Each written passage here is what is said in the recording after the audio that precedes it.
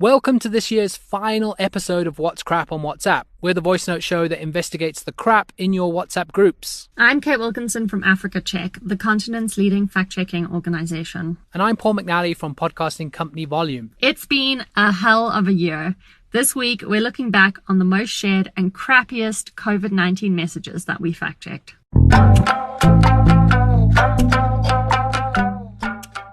Is coronavirus caused by 3G, 4G or 5G? Are infrared thermometers causing potential health issues by aiming an infrared ray at the pineal gland? And did monkeys escape with COVID-19 samples after attacking a lab assistant? Let's find out. What's first on our list for today, Kate? A message shared on WhatsApp in April of this year suggested a link between the introduction of wireless network technologies and the outbreak of disease. Interesting. Okay, it says that in 2003, when 3G was introduced to the world, there was an outbreak of SARS, or severe acute respiratory syndrome. In 2009, 4G was introduced, and there was a swine flu outbreak. And in 2020, you've guessed it, when 5G was introduced, the world has suffered the coronavirus outbreak. I see that the claim has been shared on Facebook numerous times. But first, Kate, what are these Gs? So the Gs refer to which generation of cellular technology it is. In essence, mobile phone communications have become faster with every development, and more data can be sent from phone to phone. But is there a link between the diseases and the wireless networks? No. The World Health Organization has been clear that viruses cannot travel on radio waves or mobile networks.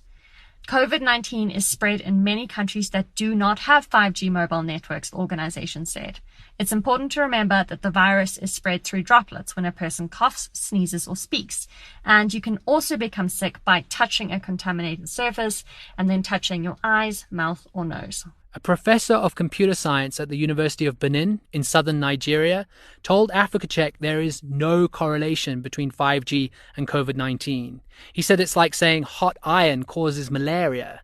It sounds absurd. A good reality check is that Nigeria hasn't even fully deployed 4G, let alone 5G, and they have also had cases of COVID-19. So we can rate this claim, once again, as crap. It's still crap. What's next on our re-debunking list, Kate? A worrying message was shared widely on Facebook, which warned that infrared thermometers may be causing potential health issues by aiming an infrared ray straight at your pineal gland. I remember this. It said that thermometers target the pineal gland, which is located directly in the center of the forehead, with an infrared ray. The claim was also shared on YouTube. Remind me what we found? Okay, so first, thermometers only detect infrared radiation. They don't and they can't emit it. This has also been noted by several fact-checking organizations that have been debunking increasingly dramatic versions of this hoax. People radiate some body heat in the form of infrared light. Infrared thermometers detect this and determine how hot a person's body is according to the intensity of the light or radiation. And the pineal gland is not located directly in the center of your forehead, as the message said. It's actually located deeper in your skull. The Mayo Clinic, a US medical nonprofit, explains that infrared thermometers are used because they are non-invasive and easy to use, although they do have drawbacks, and some experts have voiced concerns that infrared thermometers may fail to detect many COVID-19 cases. The Facebook message also says that pointing the thermometer at your wrist instead of your forehead will give a more accurate reading. But this is not true. The US Food and Drug Administration recommends pointing the thermometer directly at your forehead. Experts from the Medan Digital Health Lab, a journalism project aimed at addressing health misinformation, say digital thermometers do not damage your brain in any way. So this is crap too then. Total crap. The last claim we're looking back on is one we all thought couldn't be true. Monkeys escape with COVID-19 samples after attacking lab assistant.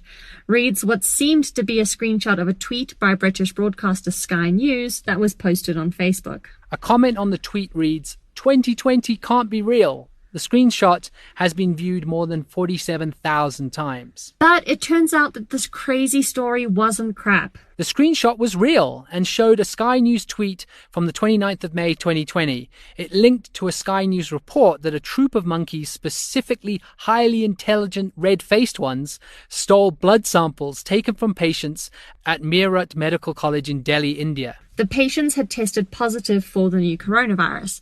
One of the monkeys was later seen in a tree chewing one of the samples, which meant the blood samples from the 3 patients had to be taken again. The superintendent of Meerut Medical College told AFP that the samples were still intact, and we don't think there is any risk of contamination or spread. So this crazy story that sounded crap wasn't. That's all the time we have for today's show. Now you know what's crap and what's not. Your friends and family can sign up for our show over WhatsApp. The number is 082 709 3527. Make sure to save us as a contact in your phone and send us a message to confirm. You can find the show wherever you get your podcasts, from Apple to Spotify. If you listen there, you'll find show notes and a link to the fact checks. Our theme song is composed by John Bartman. I'm Kate Wilkinson. And I'm Paul McNally. Bye for now, and we'll see you next year.